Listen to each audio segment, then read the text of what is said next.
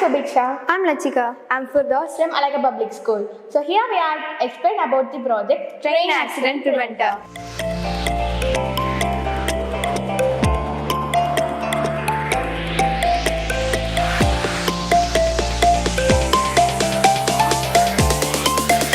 It is a project which prevents accidents that occurs at the railway stations and also can be used in railway stations.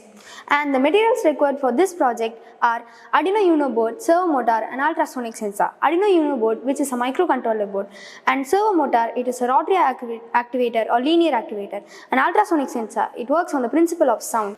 Ultrasonic sensor senses the arrival of the train and platform board closes.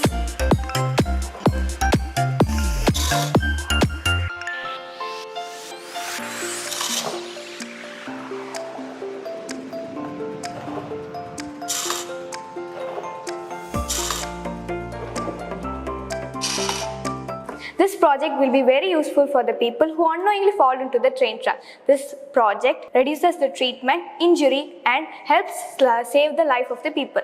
A well-designed accident prevention helps to reduce employment injury, illness and death rate. Conclusion of this project is, It is made by considering the safety of the people. Thank you.